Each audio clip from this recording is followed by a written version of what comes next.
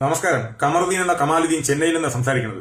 ഇപ്പോ FBയിൽ വരാനുള്ള കാരണം എന്റെ വിഷയം കൊല്ലം കുണ്ടറ കസ്റ്റഡി മരണ വിവാദം. CPO ശ്രീജിത്തിന് suspension.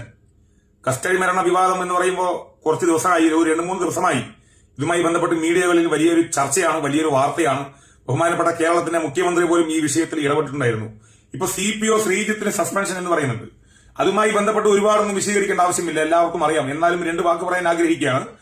ഈ സിയാദ് എന്ന് പറയുന്ന ആ ഒരു യുവാവിനെ ഒരു മിസ്സിംഗ് കേസിൽ പാതിരാത്രി വീട്ടിൽ കയറി വിളിച്ചിറക്കി ജീപ്പിൽ കയറ്റി കൊണ്ടുപോകുമ്പോൾ ജീപ്പിനകത്ത് വെച്ചും ക്രൂരമായി മർദ്ദിച്ചു എന്നും പോലീസ് സ്റ്റേഷനിൽ വെച്ച് മർദ്ദിച്ചു എന്നുള്ള റിപ്പോർട്ട് ഈ പറയുന്ന പരാതിക്കാരിയായ കുട്ടി പോലും ഈ മീഡിയകളുടെ മുന്നിൽ അവതരിപ്പിച്ച ഒരു വിഷയമാണ്.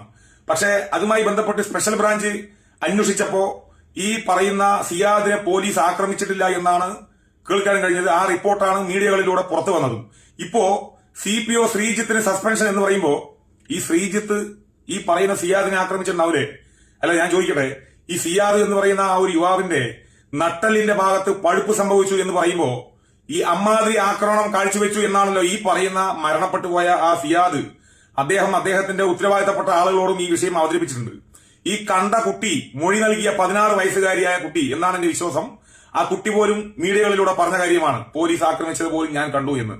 ഇപ്പോ ഈ ശ്രീജിത്തിനെ സസ്പെൻഷൻ ചെയ്യാനുള്ള കാരണം, അപ്പൊ ശ്രീജിത്തും ആരൊക്കെ ആക്രമിച്ചെന്ന് അറിയില്ല. അപ്പൊ ആക്രമിച്ച സത്യം തന്നെയല്ലേ? അല്ല, ഈ പരമാറിയ ഇവന്റെ ഫോട്ടോ ഒന്നുമില്ല. ഈ CPO ശ്രീജിത്തിന്റെ ഫോട്ടോസ് കേരളത്തിന്റെ ഈ വിഷയത്തിൽ ജാതിയോ മതമോ രാഷ്ട്രീയമോ ഇല്ല. നമ്മൾ 3.5 കോടി ജനങ്ങളാണ്. 3.5 കോടി ജനങ്ങൾക്ക് ജീവനും സ്വത്തിനും സുരക്ഷയൊരുക്കാൻ വേണ്ടി പബ്ലിക് സർവീസ് കമ്മീഷനിലൂടെ ഉത്തരവാദിത്തപ്പെട്ട ആളുകൾ, നല്ല എഡ്യൂക്കേറ്റഡ് ആയ ആളുകളെ തെരഞ്ഞെടുത്ത് അവർക്ക് നല്ല പോസ്റ്റ് കൊടുത്തത് ബഹുമാനപ്പെട്ട കേരളത്തിന്റെ ജനങ്ങളെ സംരക്ഷിക്കാൻ വേണ്ടിയിട്ടാണ്. മനസ്സിലായില്ലേ? അവരെ ആക്രമിക്കാൻ വേണ്ടിയിട്ടൊന്നും ഒരിക്കലും ഒരു പോസ്റ്റും ഒരു ഗവൺമെന്റുകളും കൊടുത്തിട്ടില്ല. എന്നിരിക്കെ ഈ ക്രിമിനലുകളായ ഒരുപാട് പോലീസുകാർ കേരളത്തിന്റെ ഉന്നത സ്ഥാനങ്ങളിൽ ഉണ്ട് എന്ന് 10 വർഷങ്ങൾക്ക് മുന്നേ പോലും നിയമസഭയിൽ ചർച്ച ചെയ്യപ്പെട്ട വിഷയമാണ്. 1-2 പേരല്ല, ആയിരക്കണക്കിന് ക്രിമിനൽ പശ്ചാത്തലമുള്ള ഒരുപാട് കേസുകളുള്ള പോലീസുകാർ നിലവിൽ കേരളത്തിന്റെ സേനയിൽ, പുണ്യമാക്കപ്പെട്ട സേനയിലുണ്ട്. അതിൽ ഒരുത്തനാണോ ഈ CPO ശ്രീജിത്ത് എന്ന് അറിയില്ല. പക്ഷേ ഈ ക്രിമിനലുകളെ ഒരിക്കലും വെച്ച് പൊറുപ്പിക്കരുത്. പോലീസ് എന്ന് പറയുന്ന പവിത്രമായ സ്ഥാനമാണ്. ആ ഒരു പേരിന് കളങ്കം സൃഷ്ടിച്ചതാണ് ഈ പറയുന്ന CPO ശ്രീജിത്ത്. ഇതിന് പിന്നിൽ ആരൊക്കെയുണ്ടെന്ന് അറിയില്ല. പിന്നെ ബഹുമാനപ്പെട്ട ആഭ്യന്തരമന്ത്രി രമേശ് ചെന്നിത്തലയോട് പറയാനുള്ളത്, കേരളത്തിന്റെ എല്ലാ സ്റ്റേഷനുകളിലും കക്കൂസും കുളിമുറിയും ഒഴികെ എല്ലാ ഭാഗത്തും CCTV സ്ഥാപിക്കണം. ഒരുപാട് സ്ഥാപിക്കാത്ത ഏരിയകളുണ്ട്, അവിടെ ഒരുപാട് ഇരുട്ടുമുറികളും കാര്യങ്ങളൊക്കെ ഉണ്ടാകുമല്ലോ. പിന്നെ CCTV ഇല്ലാത്ത സ്ഥലത്ത് CCTV സെറ്റ് ചെയ്ത് വെക്കുക. അതുപോലെ തന്നെ ഈ ബസ്സിനകത്ത് ക്യാമറയുള്ള പോലെ കേരളത്തിന്റെ 140 നിയോജക മണ്ഡലത്തിലും എത്ര പോലീസ് സ്റ്റേഷനുകളുണ്ടോ ആ സ്റ്റേഷനുകളിൽ ഓടുന്ന പോലീസ് വാഹനത്തിനകത്ത് ക്യാമറ സെറ്റ് ചെയ്യണം. Camera, video, audio and photos കിട്ടാൻ വേണ്ടി ക്യാമറ സെറ്റ് ചെയ്യണം. കാരണം പാപം പിടിച്ച ആളുകളെ ഒരു കാരണവുമില്ലാതെ മാരകമായി ആക്രമിക്കുന്നതായിട്ടാണ് കേട്ടുകേൾവി. അതിൽ ഒന്നാണ് ഇപ്പോ ഈ പറയുന്ന സിയാദിന്റെ ശരീരത്തിന്റെ പല ഭാഗങ്ങളും ചതച്ചരച്ചു. അതുപോലെ തന്നെയാണ് നട്ടലിന് മാരകമായ പരിക്ക് പറ്റി പഴുപ്പ് സംഭവിച്ചു. ഇതിപ്പോ അയൽവാസി ആരോ ആക്രമിച്ചു എന്നുള്ള റിപ്പോർട്ടും വരുന്നു. പക്ഷേ CPO ശ്രീജിത്ത് ഈ പരനാറിയെ സസ്പെൻഷൻ ചെയ്യണമെങ്കിൽ അവൻ തെറ്റുകാരനല്ലാതെ ഒരിക്കലും ബഹുമാനപ്പെട്ട പോലീസിൽ നിന്നും സസ്പെൻഷൻ കൊടുക്കില്ലല്ലോ. അപ്പൊ ഇതുപോലെ ഒരുപാട് പുഴുക്കുത്തുകൾ കേരളത്തിന്റെ പുണ്യമാക്കപ്പെട്ട സ്ഥാനത്ത് നിലവിൽ പ്രവർത്തിക്കുന്നുണ്ട്. ആ പ്രവർത്തിക്കുന്ന പുഴുക്കുത്തുകളോട് എനിക്ക് പറയാനുള്ളത്, നല്ല മനുഷ്യരായ പോലീസുകാരുണ്ട്, എല്ലാ ആളുകളെയും സഹായിക്കുന്ന നന്മ ആഗ്രഹിക്കുന്ന നല്ല പോലീസുകാരുണ്ട്. അവർക്കൊന്നും ഇത് ബാധകമല്ല. എനിക്ക് പറയാനുള്ളത്, ക്രിമിനൽ പശ്ചാത്തലമുള്ള പുഴുക്കുത്തുകളുള്ള ഈ പറയുന്ന പോലീസിന്റെ കാക്കി യൂണിഫോം ശരീരത്തിന്റെ പുറത്ത് കയറിയാൽ അതിനുശേഷം അവരുടെ സ്വഭാവം മാറുന്ന കുറെ തീവ്രവാദികളെക്കാൾ മോശമായ ക്രിമിനൽ പശ്ചാത്തലമുള്ള പോലീസുകാരോട് എനിക്ക് പറയാനുള്ളത്, എടാ പോലീസുകാരാ, ഞാനൊരു കാര്യം പറയാണ്, നിന്റെ തന്തയ്ക്ക് സ്ത്രീധനം കിട്ടിയ വകുപ്പല്ല ഈ കേരള പോലീസ്. നിനക്ക് 56 വയസ്സ് വരെ നിനക്ക് സംരക്ഷണമുള്ളൂ. 56 വയസ്സ് കഴിഞ്ഞാൽ തീട്ടത്തിനേക്കാൾ മോശമായിരിക്കും നിന്റെ ജീവിതം. ഓപ്പണായിട്ട് പറഞ്ഞുതരാം. കക്കൂസ് കുഴിയിൽ വീഴുന്ന മരമുണ്ടല്ലോ, അതിനേക്കാൾ പലഗതിയായിരിക്കും നിന്റെ ജീവിതം. നിന്റെ നെഞ്ചത്ത് പൊതുജനം പൊങ്കാലിയിടും. 56 വയസ്സൊന്നും ഇനി ആകേണ്ടി വരില്ല. ഇങ്ങനെ പോവുകയാണെങ്കിൽ ഈ പൊതുജനങ്ങളെ ഒരു കാരണവുമില്ലാതെ ഒരു പരാതിയുടെ മേൽ വ്യക്തമായ, ശക്തമായ, സത്യസന്ധമായ അന്വേഷണം നടപ്പിലാക്കാതെ അതുമായി ബന്ധപ്പെട്ട് പ്രതിയാണ് എന്ന് നിങ്ങൾ തന്നെ തീരുമാനിച്ച്, സത്യം തെളിയിക്കാതെ നിങ്ങൾ തന്നെ തീരുമാനിച്ച് മാരകമായി ആക്രമിക്കുന്ന പരമാറികളായ കുറെ ക്രിമിനൽ പശ്ചാത്തലമുള്ള പോലീസുകാരോട് എനിക്ക് പറയാനുള്ളത്, നിന്നെയൊക്കെ നടു റോട്ടിൽ പൊതുജനം പണി തരും. നീ ഇപ്പോ 56 വയസ്സൊന്നും ഇനി ആവേണ്ടി വരില്ല. ഇങ്ങനെ പോയി കഴിഞ്ഞാൽ അത് ഏത് പോലീസുകാരാണെങ്കിലും ക്രിമിനൽ പശ്ചാത്തലമുള്ള നന്മയുടെ നിറകുടങ്ങളായ കേരള പോലീസിനെ നെഞ്ചിലേറ്റിക്കൊണ്ട് പൊതുജനങ്ങൾക്ക് വേണ്ടി നല്ല നല്ല കാര്യങ്ങൾ ചെയ്യാൻ ആഗ്രഹിക്കുന്ന, പ്രവർത്തിക്കുന്ന, പോരാടുന്ന, പൊതുജനങ്ങളുടെ ജീവനും സ്വത്തിനും സത്യസന്ധമായി സുരക്ഷയൊരുക്കുന്ന ഒരു പോലീസുകാർക്കും ഈ പറയുന്നത് ബാധകമല്ല. ക്രിമിനൽ പശ്ചാത്തലമുള്ള ക്രിമിനലുകളുണ്ടല്ലോ, ആ ക്രിമിനലുകളോട് പറയാനുള്ളത്, നീ നിന്റെ ഡ്യൂട്ടി കഴിഞ്ഞ് വീട്ടിൽ പോകുമ്പോൾ നിന്നെ പൊതുജനം ചിലപ്പോൾ കൈകാര്യം ചെയ്യും. നിനക്ക് പണി തരും. അത് ഇന്നില്ലെങ്കിൽ നാളെ ഒരു മുക്കുന്ന ആരെങ്കിലൊക്കെ തുടങ്ങുമ്പോൾ 140 നിയോജക മണ്ഡലത്തിലും എല്ലാ ആളുകളും പ്രവർത്തിക്കും. ഈ വിഷയത്തിൽ ജാതിയും മതവും രാഷ്ട്രീയവും ഒന്നും ഉണ്ടാവില്ല. എല്ലാവരും ഒറ്റക്കെട്ടായിട്ട് നിങ്ങൾക്കെതിരെ തിരിയും. നിങ്ങൾക്കെതിരെ തിരിയും എന്ന് വെച്ചാൽ കേരള പോലീസിന്റെ പവിത്രമായ സേനയ്ക്കെതിരെയല്ല, ആ സേനയ്ക്കകത്ത് പ്രവർത്തിക്കുന്ന ക്രിമിനൽ പശ്ചാത്തലമുള്ള ക്രിമിനലുകൾക്കെതിരെ കേരളത്തിന്റെ ജനാധിപത്യ മതേതര വിശ്വാസികൾ ശക്തമായി തിരിയും.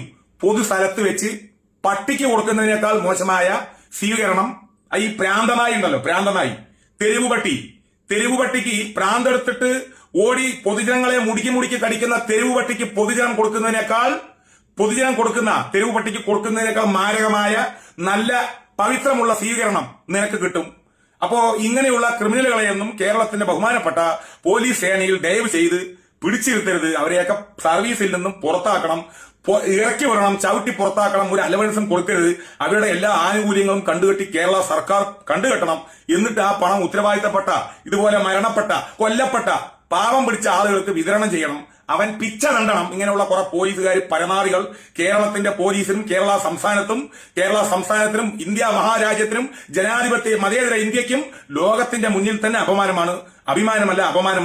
എന്നാലോ കേരള പോലീസ് ഇന്ത്യയുടെ ഏറ്റവും നല്ല അന്വേഷണ മികവുള്ള ഒരു സംവിധാനമാണ് കേരള പോലീസ് എന്ന് ഇന്ത്യയിലെ എല്ലാ സ്റ്റേറ്റുകളിലും ലോകരാജ്യങ്ങൾക്കും അറിയും. അങ്ങനെയുള്ള പുണ്യമാക്കപ്പെട്ട പവിത്രമായ സേനയിൽ ഇരുന്നു കൊണ്ട് ഇമാതിരി മറ്റേ പണി ചെയ്യുന്ന പോലീസുകാരൻ എവനാണെങ്കിലും അവരെയൊക്കെ സർവീസിൽ നിന്ന് പിരിച്ചുവിടുക. ബഹുമാനപ്പെട്ട ആഭ്യന്തരമന്ത്രിയോട് ഒരിക്കൽ കൂടി പറയാനുള്ളത്, ക്രിമിനൽ പശ്ചാത്തലമുള്ള ക്രിമിനൽ റെക്കോർഡ്സ് ഉള്ള പോലീസുകാർ കേരളത്തിന്റെ സേനയിലുണ്ട്. അവരെയൊക്കെ പിരിച്ചുവിട്ട് നല്ല രീതിയിൽ പ്രവർത്തനം ചെയ്യണം എന്ന് ആഗ്രഹിക്കുന്ന നല്ല നല്ല യുവാക്കളും യുവതികളും കേരളത്തിൽ ക്യൂവിലാണ്. അവരെ ഈ പവിത്രമായ സേനയിൽ ഉൾപ്പെടുത്തിക്കൊണ്ട് സേനയെ നല്ല രീതിക്ക് നയിക്കാൻ ബഹുമാനപ്പെട്ട പോലീസ് DGPക്കും അതുപോലെ തന്നെ ആഭ്യന്തരമന്ത്രിക്കും കഴിയട്ടെ എന്ന് പറഞ്ഞുകൊണ്ട് ഈ സിയാദിന്റെ വിഷയത്തിൽ സസ്പെൻഷനിലായ ആ ക്രിമിനൽ ഉണ്ടല്ലോ, അതുപോലെ തന്നെ അതിന്റെ കൂടെ ആരൊക്കെ ആക്രമിച്ചിട്ടുണ്ടോ സത്യസന്ധമായ അന്വേഷണം നടപ്പിലാക്കി കേരളീയ സമൂഹത്തിന് മുന്നിൽ കൊണ്ടുവരണം. ഉത്തരവാദിത്തപ്പെട്ട പോലീസുകാർ അതിലുണ്ട്.